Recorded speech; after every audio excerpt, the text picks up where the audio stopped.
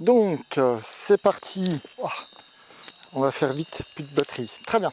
Donc, eh bien, nous voilà au milieu d'un troupeau de génisses de Montbéliarde. Et on y va avec toujours notre série Versus. Et là, on va faire... Ouais. On va faire compréhension. Alors, j'espère que... Compréhension versus croyance. Voilà. Alors, la compréhension, j'espère que tu commences à comprendre ce que c'est. Ah, non, comme dit l'autre, je ne la répéterai pas. Si, je la répéterai tant qu'il faudra. Donc, en quoi la compréhension s'oppose à la croyance? Eh bien, donc la compréhension, ça repose sur quoi? Ça repose sur le fait de toujours, toujours vouloir chercher à assimiler quelque chose. D'accord? Et on va le faire très rapidement. La croyance, qu'est-ce que c'est que la croyance? Eh bien, la croyance, c'est tout simplement l'abandon. Hein, quand on commence à croire, c'est juste on abandonne l'idée que l'on peut comprendre. Je vais reprendre des exemples et ça c'est dans tous les domaines, mais prenons l'exemple de la physique quantique.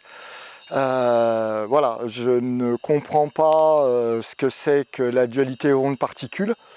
Eh bien, je tombe dans le phénomène de croyance, c'est-à-dire que quelqu'un l'a dit, Bohr, Einstein, n'importe qui, une autorité quelconque. Et donc, là, je tombe dans le phénomène de croyance. J'abandonne le fait que je peux comprendre la chose. Hein, donc, ça, pour le coup, ça s'oppose totalement. Pour prendre un exemple encore plus, je dirais, parlant, voilà, on ne sait pas ce qu'il y a après, on n'arrive pas à définir la vie, on ne sait pas ce qu'il y a après la vie, hein, ce que c'est que la mort, etc. Et à un moment, on abandonne la compréhension. On se dit, ok, ça c'est incompréhensible. Et donc, on tombe dans le phénomène de croyance. On a besoin, on va aller chercher quelqu'un, hein, on va aller chercher quelque chose, un livre, une parole de quelqu'un en qui on va pouvoir croire. Qu'est-ce que ça veut dire que croire? Et on l'a vu avant avec ce phénomène de la compréhension contre l'accord. Eh bien, croire, c'est être d'accord avec quelque chose. C'est être d'accord avec quelque chose, mais en abandonnant le fait de comprendre. Quand je crois en... Peu importe, je crois en Dieu, je crois en la science, pour prendre les sujets à la mode en ce moment et qui ont en apparence s'opposent, hein, eh bien on tombe dans le même phénomène, c'est-à-dire qu'on va croire quelque chose. On va non plus essayer de comprendre, on abandonne sa compréhension, hein, on abandonne le fait de se dire, là je vais pouvoir atteindre cette chose, je vais pouvoir l'amener à moi et en faire quelque chose, et je vais tomber, je vais dire, je vais chercher des choses avec lesquelles je suis d'accord, et je vais être dans le phénomène de croyance. C'est-à-dire que là, à ce moment-là, j'abandonne le fait de comprendre. Alors ça n'empêche pas que dans la croyance, hein, après, c'est très bizarre, parce que qu'est-ce que font les gens qui croient? Eh bien, ils vont passer un temps fou à essayer de comprendre quelque chose. Ils vont passer un temps fou à essayer de comprendre le texte, ce que le gars a dit, ce qu'il n'a pas dit, comment il l'a dit, et pourquoi il l'a dit, et ceci, et cela. Hein, et non pas juste comprendre la chose, la faire, c'est l'approprier, et pouvoir dire, c'est comme ça. Donc, je ne parle pas du phénomène de croyance où quelqu'un expérimente quelque chose un peu différent, mais grosso modo, c'est ça qui s'oppose. Donc, quand vous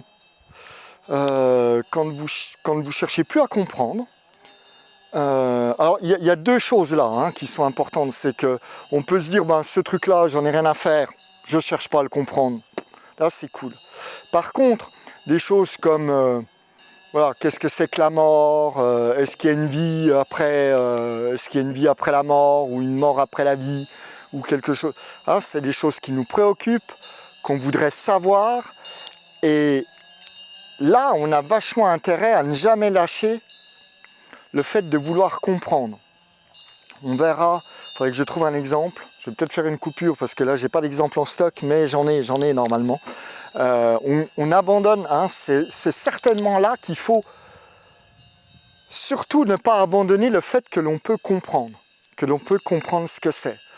Et ne jamais écouter les gens qui vous disent que c'est incompréhensible, qu'il n'y a rien à comprendre, que c'est comme ça, que voilà, tous ces gens qui détruisent votre côté vivant, hein, votre côté de... Qu'est-ce que c'est qu'être vivant, hein, c'est vouloir aller quelque part, vouloir aller vers l'autre, vouloir le toucher, vouloir le comprendre, ou vouloir comprendre l'objet ou la chose. Hein, on vous dit bah, ça pue, c'est pas bon. Hein, dès que quelqu'un vous dit non, non, ce sujet est pas bon, ou cette chose est pas bonne, ne va pas voir, il est en train de te dire mon gars, tu peux pas comprendre, t'es trop con, laisse tomber. Hein, va voir ailleurs. Et bah, qu'est-ce que tu fais là? Tu le crois, tu tombes d'accord avec lui. Donc tu tombes d'accord avec quelque chose du genre, voilà, je prends très bêtement un exemple, il y a une merde par terre, et on te dit n'y va pas, c'est sale. Ouais, bah c'est une merde, c'est tout. Il y a même des gens qui les étudient, hein, pour savoir, enfin voilà, ça a un tas d'intérêt d'étudier les merdes, et c'est pas forcément passionnant ou autre. Bon, bah ça pue, ok. Là, je vois des génisses, mais quand c'est des veaux, si vous avez déjà été dans une étable et qu'il y avait des veaux et qu'il y a des chiens, et ben les chiens, qu'est-ce qu'ils guettent? Ils guettent les merdes de veaux. Hein. Dès qu'il y a un veau qui fait une merde, ils la mangent même directement comme ça. Ah oui, bah c'est pas dégueulasse, c'est comme ça. Les chiens font comme ça. Les chiens mangent des merdes. Il y a des raisons pour ça. Il y a toute une raison d'évolutive, et dire que c'est... Voilà, le gars arrive et vous dit bah non c'est dégueulasse, et ben vous tombez dans la croyance, vous tombez, hein, vous n'essayez pas de comprendre, vous êtes juste d'accord avec lui, et point barre.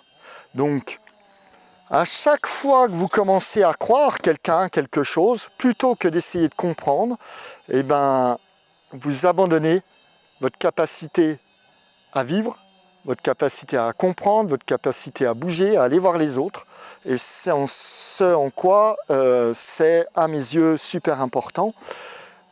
Et voilà, je vous invite à mettre plein de commentaires, plein d'essais, plein de choses où on vous a dit ouais, ça va pas voir, ça va pas bien. Et de voir ce phénomène que tu es tombé dans la croyance. D'un seul coup, tu t'es mis à croire, plutôt que d'essayer de comprendre. Donc tu as abandonné, hein, la plus haute aptitude des êtres, qui est celle de comprendre et de chercher à comprendre.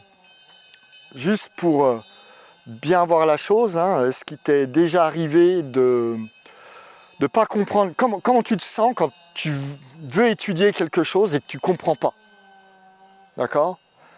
Et que tu te forces ou qu'on te force, hein, comme c'était à l'école, et ben tu commences à devenir sérieusement nerveux, à trouver, et on sombre dans de l'inconscience, on sombre dans de la fatigue, puis jusqu'à l'inconscience, d'accord? Pourquoi? Parce que ne pas comprendre, c'est devenir de moins en moins vivant. Et quand on cherche à comprendre, peu importe la manière dont on le fait, eh bien, on devient plus vivant. Et quand on tombe de la croyance, c'est un moyen d'éviter ça. Hein, qu'est-ce que c'est que la croyance? C'est se dire, ok, ce truc-là, c'est comme ça. C'est comme si on avait compris, mais en fait, on a abandonné notre désir et notre volonté et notre capacité de comprendre. Voilà, c'est tout ce que j'avais à dire. J'espère que vous aurez plein de choses à dire là-dessus. Et à une prochaine.